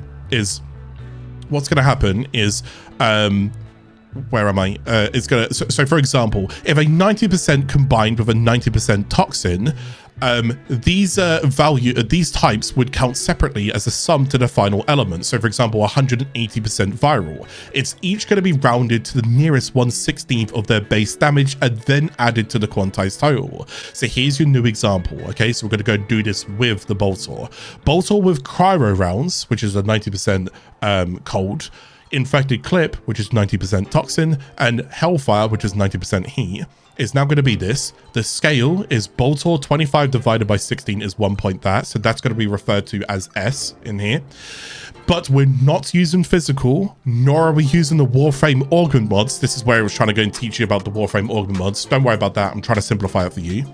What's going to look here is elemental and physical quantization is going to be viral is rounded. So it's going to be 0.9 and 0.9. That's going to be cold and toxin. Then it's going to be multiplied by 25. Then that's going to be divided by the scale, then multiplied by the scale, right? That's going to give us 45. But again, that would be rounded. In this case, it's just going to be 45. Same goes with heat. Heat's going to take the 0.9 multiplied by the base damage. It's then going to be divided by the scale, then multiplied by the scale as well. 22.5, but it's rounded to 23. So the base quantization is something that we actually covered earlier. So I don't need to go and talk about that too much. Remember, the idea is you go ahead and take the divided, you go ahead and round it, you go ahead and multiply it. So this gives us that value. Now, when we shoot an infested runner, we're going to go ahead and look like this. It's going to take the, which one was it? Impact, I think it was. Yeah, this is impact. This is puncture. This is slash with the damage efficacy. This is viral. And this here is going to be, which one is this? Oh, this is heat. Well, also with the damage efficacy. So when I apply all of that towards what I'm now doing here, I take the infected clip, I go and take the cold, I go and take the cryo rounds, and I go and take the hellfire over here, and I put that in as well. If I now go ahead and shoot this runner really quickly over here, let's go see the damage. 282 is what the damage is going to be, and I don't hit 282 because I'm using serration. I'm going to go and apply these ones, but I do need to go ahead and remember to go and remove the serration because I just did it with serration because that affects the damage. So we're going to be using just these right now. Now what I'm going to go and do is summon a runner over here, and I'm going to go and shoot the runner. 106 damage. How do we get that 106 damage? There you go. All right, that's basically what's going to be happening here. I guess it could also be this quantized value here, but yes.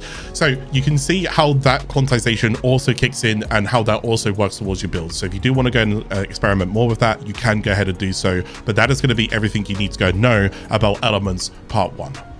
Okay then, so this is going to be a brand new chapter. This is going to be Elements Part 2. This is going to involve damage efficacy or element efficacy, status chance, status weighting, and also status damage. We're going to be covering all 4 of those topics right now. So without further ado, let's go and jump into it, and we'll start off with damage efficacy.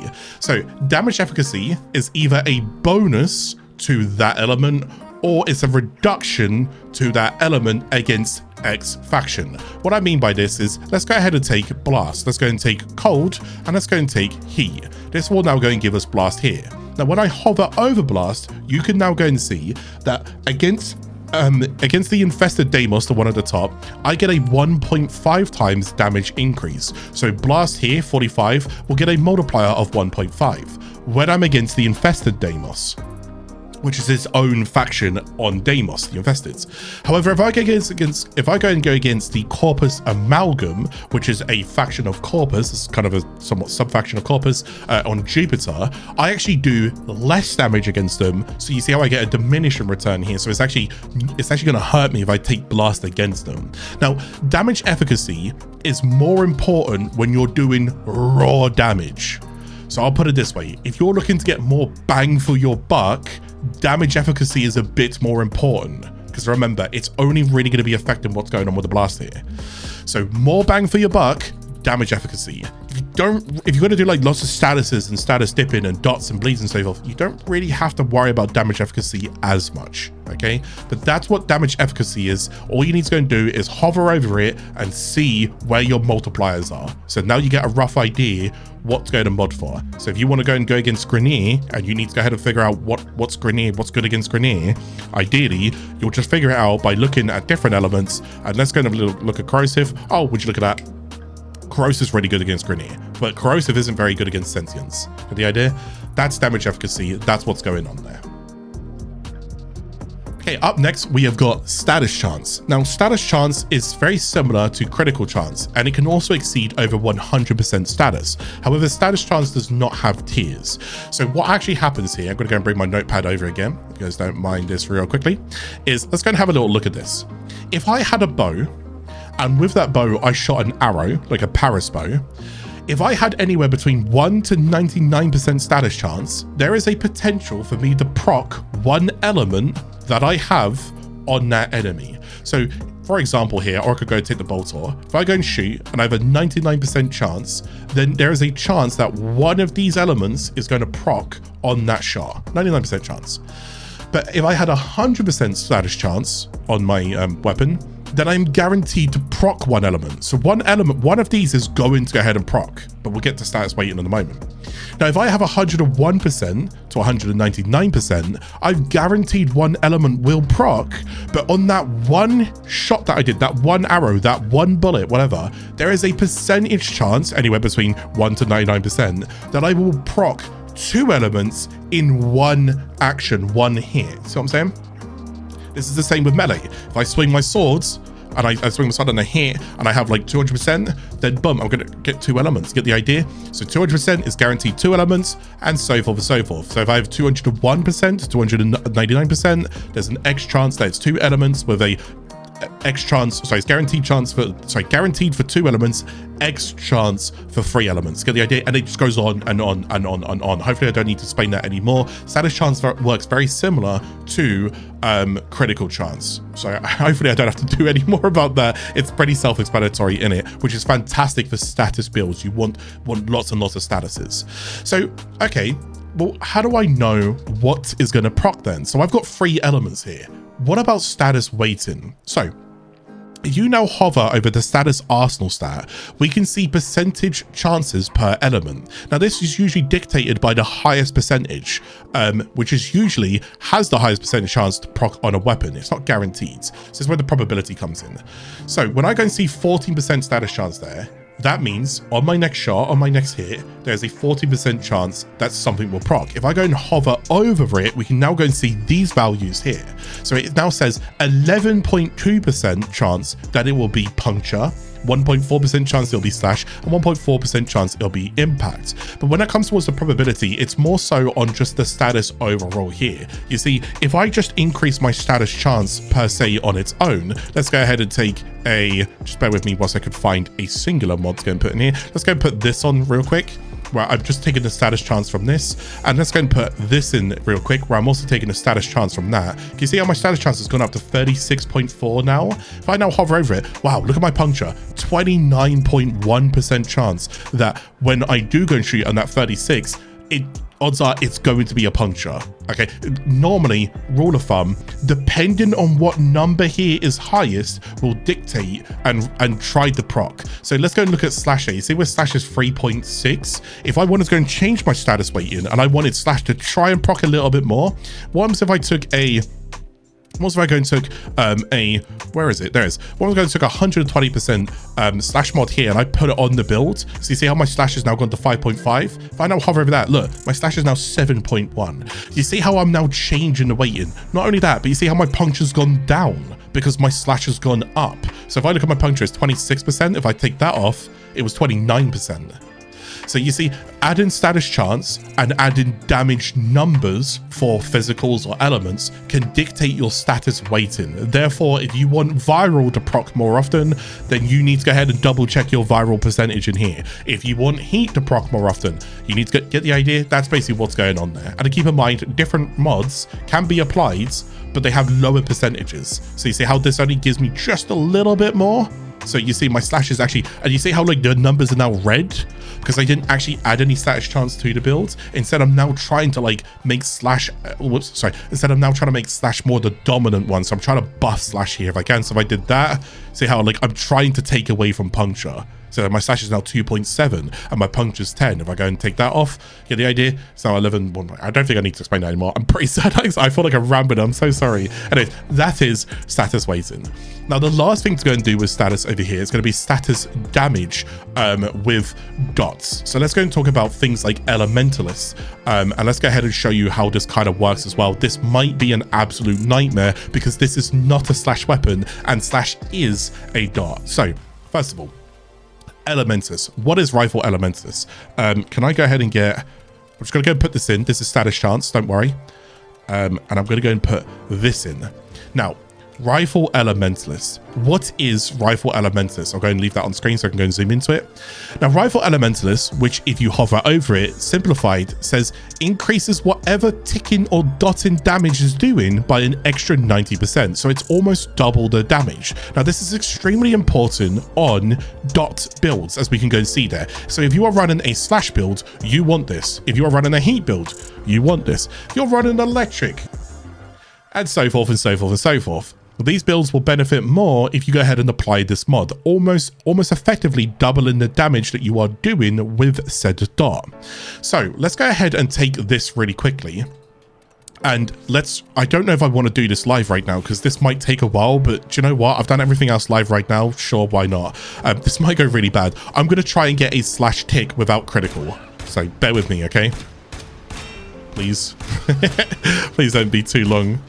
I did this today and it could take an entire clip. So I'm looking for slash and I don't want it to be a critical. If not, I'm probably going to put this over the screen. So let's see if me doing this live is going to work right now. See how like low slashes, see how we're getting lots of puncture procs because of the status weighting?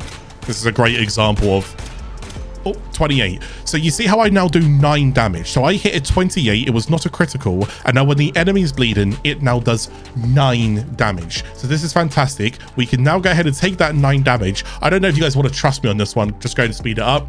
If I now put Elementalist on the Boltor, just an Elementalist in here, that 9 is now going to be 17. You see how it's almost effectively doubled in a weird way? Almost effectively doubles. So the way that this is now going to work is due to how slash works in general, which we'll kind of get to a little bit more in the slash formula down here, but we're going to take a 35% bleed tick, we're going to multiply it by the base damage, we're then going to go and put 1 plus Elementalist, which is going to be 90%. It then equals 16.6, but it's going to round to 17. I can leave this in your hands if you want to, just to save time in the video. If you now go ahead and shoot with this exact setup like this, you will now go ahead and hit 17. All right, that's basically what's going to happen. So you can see how this almost effectively doubles. That's what's going on with status. That's what's going on with status damage from the Elementalist. Okay, that should now hopefully conclude all of statuses. All right. All right then, so this is another chapter. This is going to be faction, everything you need to go know about faction in general. Now let's go and simplify. What is faction? Now faction mods are going to be mods that you can go and add towards your builds, but they are additionally used to increase your damage against that faction and that faction only. Now this damage is also multiplicative to damage mods. So if you remember earlier with the whole serration scenario with elements, this is going to be the same thing, and I'm going to show you on screen. It would be base damage of the weapon could be 25, and we're going to take a 1+ damage mods in here, and then you multiply it by 1+ faction mods. So if I went ahead and shot a runner with just a Bane of Infesteds, I would now do the damage quantization, and then it's multiplied by the 30% that we're getting from the Bane of Infesteds. So if I go and shoot them, it would be 36% that I'm actually doing, but it'll be rounded to 37. So let's go ahead and shoot the runner really quickly over here. 37. That's a crit. That's also a crit. 37. All of the ones that say 37s are not crit, right? I don't know how I just hit so many crits in a row there. That was a bit weird. 10%? Oh, okay.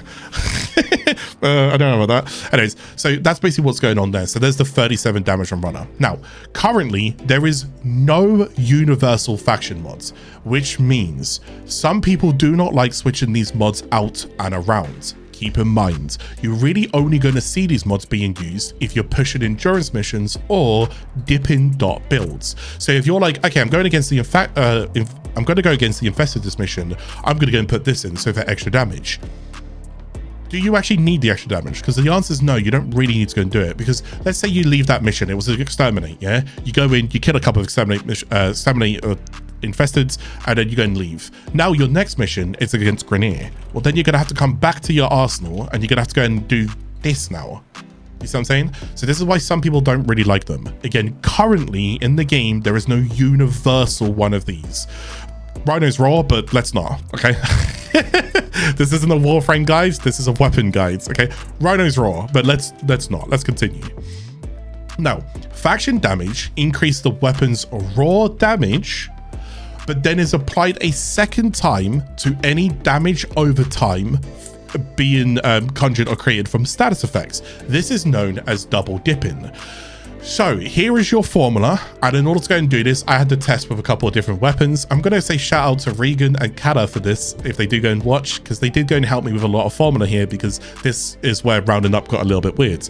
Anyways, so /proc on the status chance here, we'll go ahead and create a bleed, and the formula looks like this. It's 0.5 the bleed multiplier modded by modded base damage, sorry, multiplied by modded base damage multiplied by faction damage bonuses. Then it's also multiplied by, in this case here, it'll be status damage bonuses. Okay, if you remember, just ever so slightly up above, we spoke about the status damage. Thankfully, it flows into this part. So this is where you're going to go and see how you can get more out of your status damage and how the multiplier works here. So faction damage and status damage. Now, the modded damage is going to be 25, because that's the modded thing here. So multiplied by, this is the modded damage, which is going to be 1.65. So it's the serration. So if I put a serration in here, boom. Okay, then that's going to be multiplied by 1.03, which is a Bane of Infesteds, boom, and that's going to go and equal 86.125. Now, the tick damage of slash is going to work as follows. It's going to be the 35 multiplier from tick that you can go ahead, if you just literally Wikipedia this, it will show you that the tick damage works like this.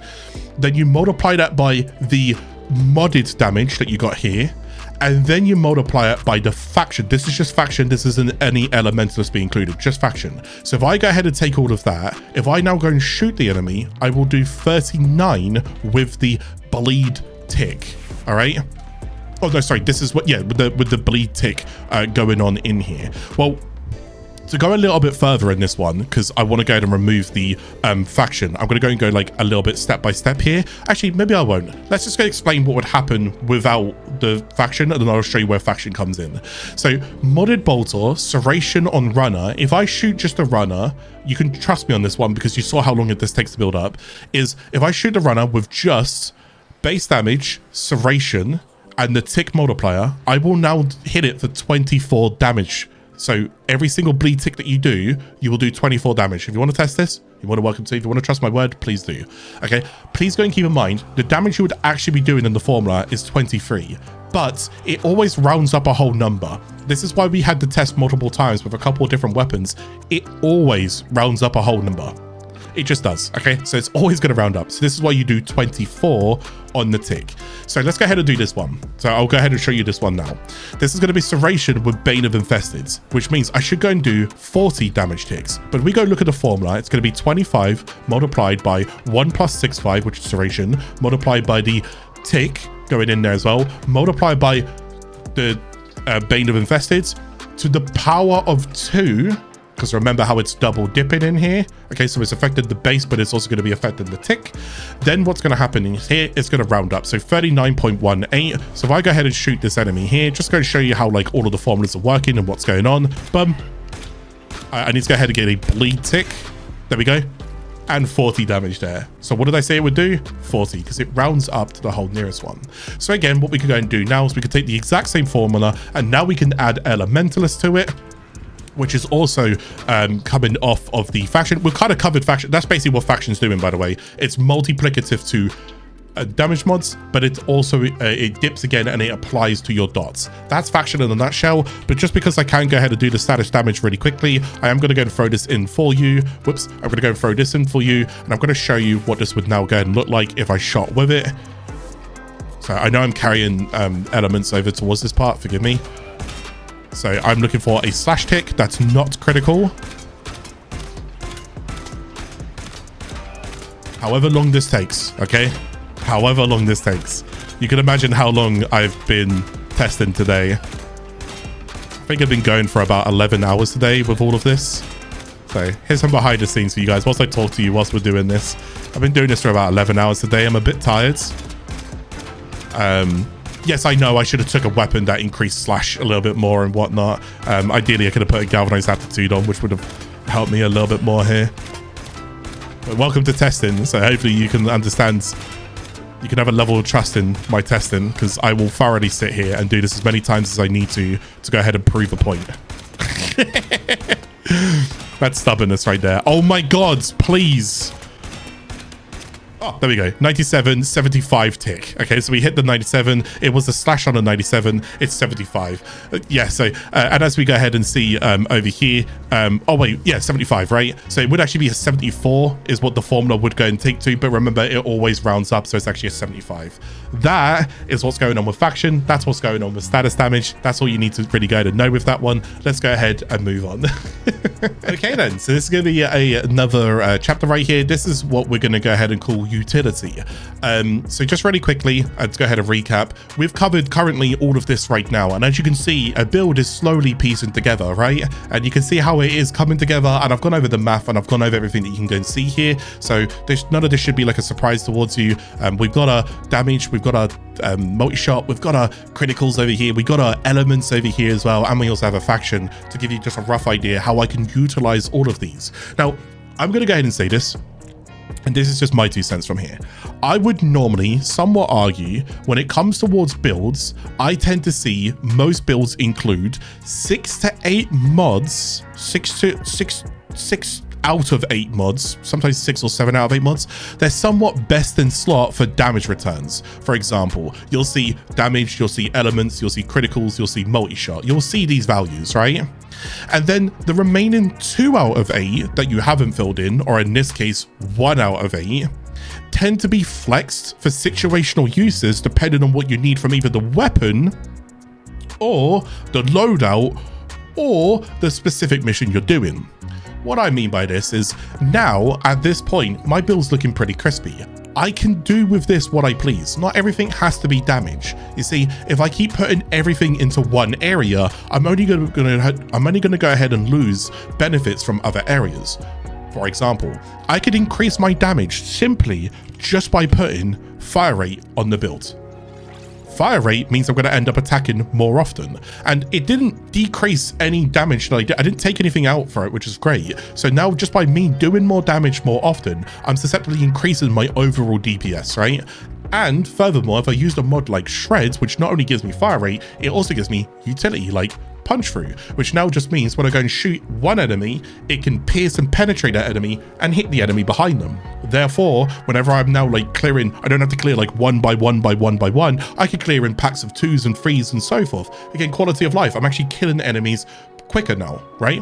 Now I'm gonna go put this up on the screen because I don't need to talk about this too much. I'm just gonna go and say most utility is self-explanatory. You can slot in what fits you can slot in what fits your loadout, and you can slot in what fits your mission. So reloads, self-explanatory, right? You want to reload quicker? Put some reload mods in. Holsters, this is about switching your weapon really quickly. So this can also be like for speedrunning tactics and purposes. Fire rate, DPS increases. This is this is going to be a very popular utility, and for melees you'll see attack speeds, right? Radius, this is going to be for things like AoE explosions. You'll go and see that any explosive weapons can also go ahead and make their explosion increase in size if you go ahead and put in radial mods. Things like capacity, magazine size, total ammunition, things like punch through, which I just explained. It can go and pierce through terrain, it can pierce through hordes of enemies, and things like recoil. Again, self-explanatory. You want to go and control your weapon a little bit further at enemies at a greater distance? Off you go.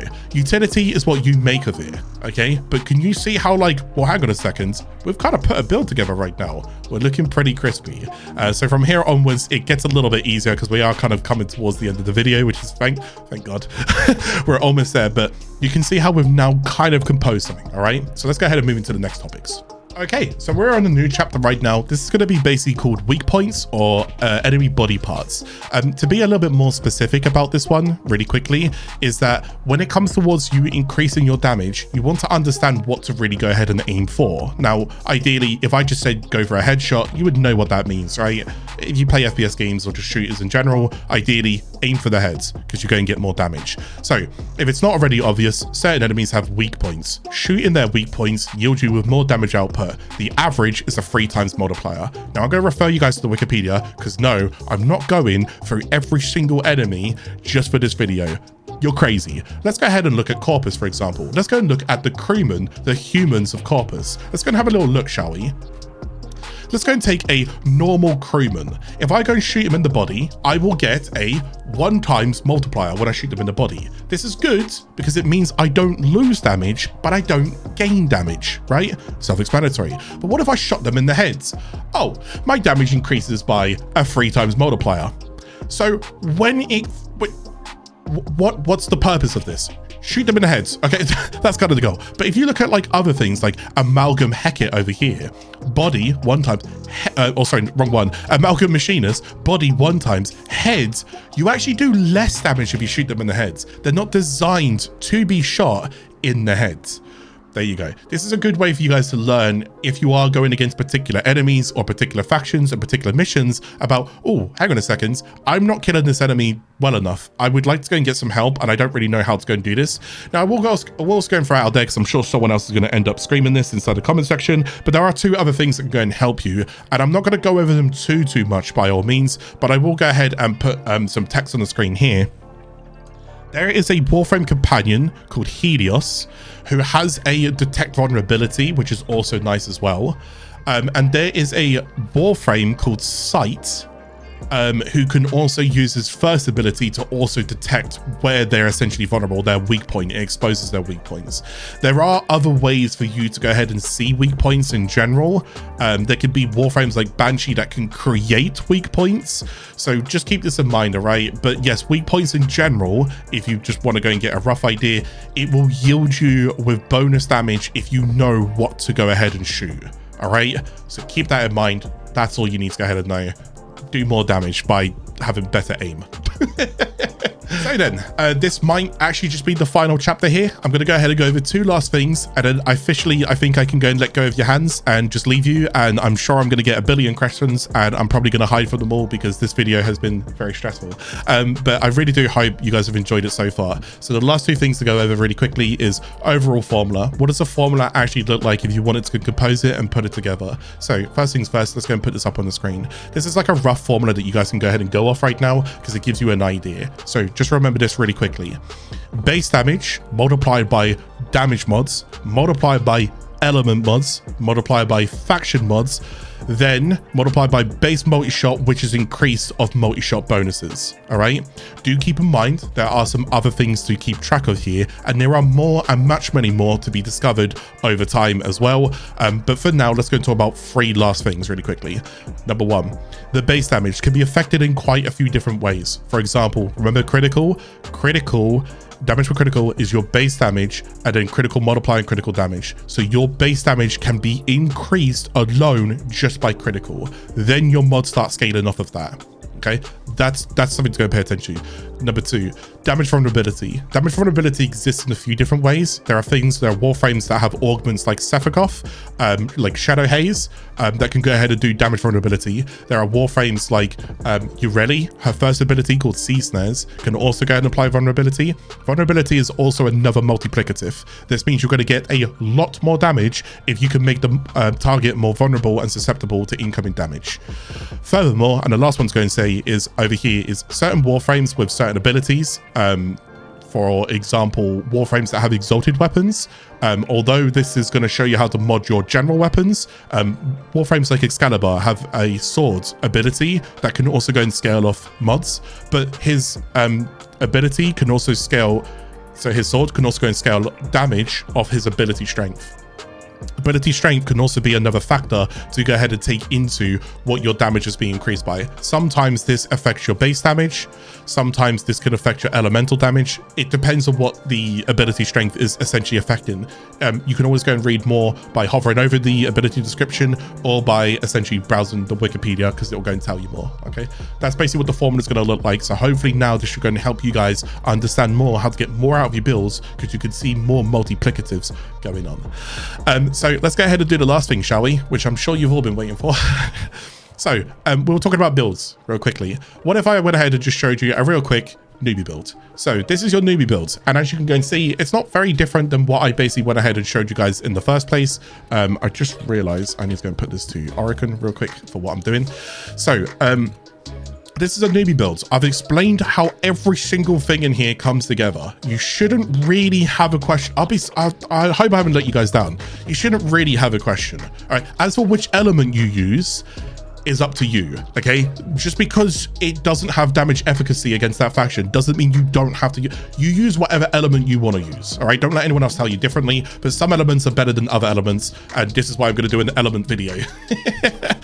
But yes, use whatever elements you want to go and use, and use whatever utility you want to go and use. But for the most part, I can't go wrong with damage. I can't go wrong with multi-shot. I can't really go wrong with criticals if the weapon scales with critical. As you can imagine, this one's quite low, so criticals aren't great here. In this scenario, I might be better off with just more flat damage. So putting more elementals in here could actually help me. You take case and example bit by bit, compare build with build. There's literally no harm in you just saying, look, I want to try this mod instead of that. I want to try this mod instead of this. Just try things. Okay, don't be afraid to try things. I was afraid to make this video.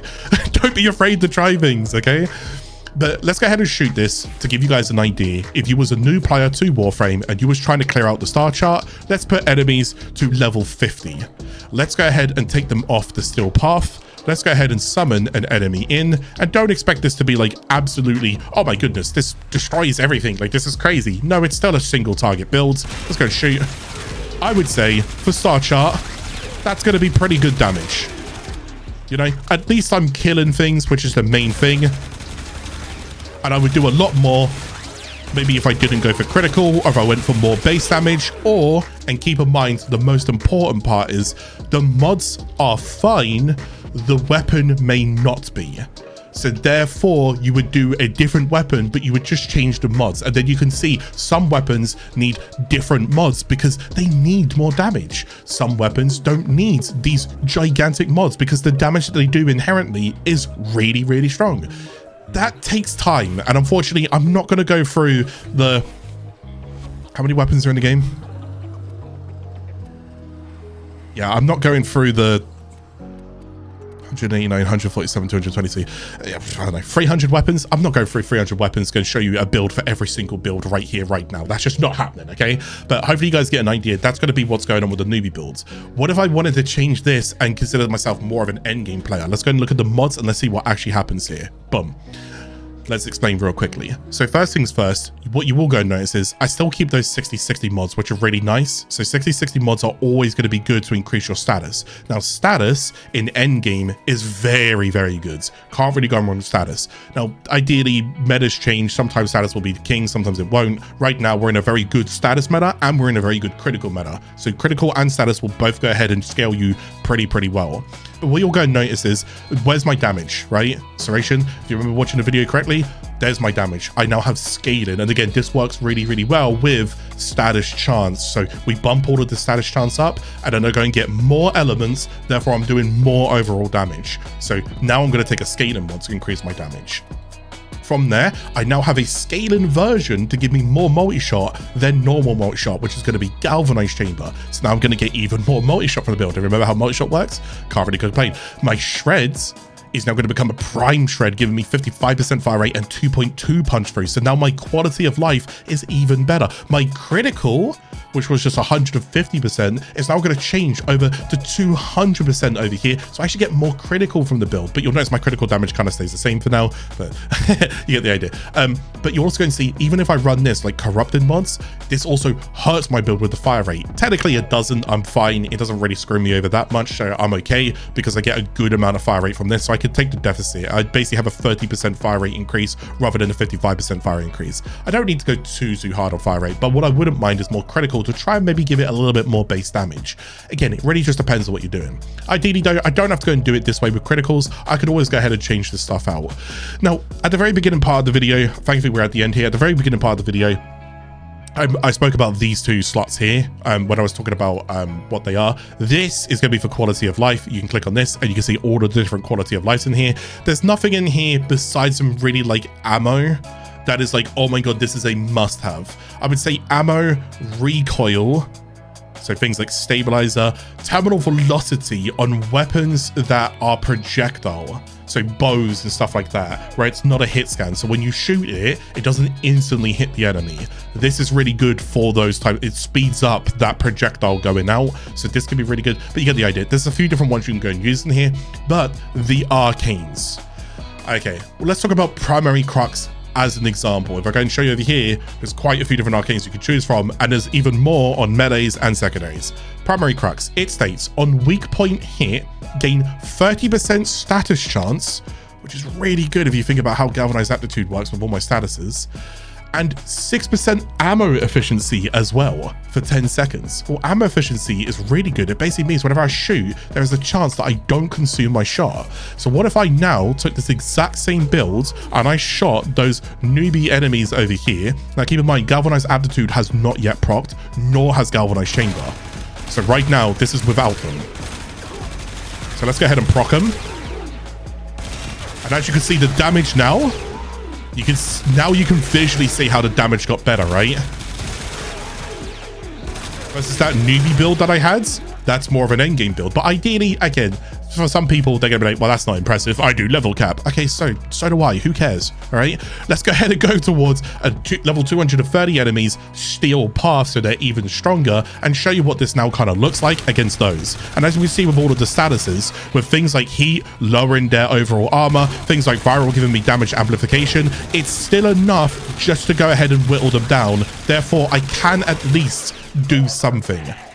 This is where I would now recommend that the weapon isn't good enough. It's not because of the mods, and I'm going to show you an example of that really quickly. Just by swapping this bolter out, I'll go and take a where is it, EFE?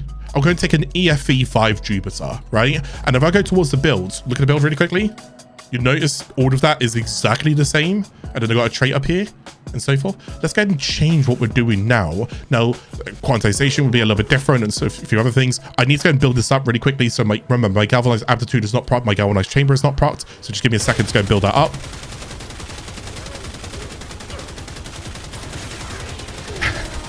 just need a moment. Just bear with me.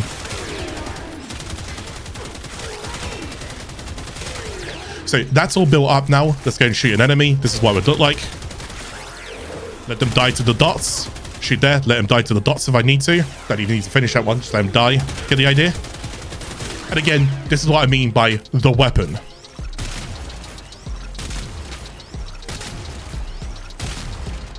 You make what you make from what it gives you by base.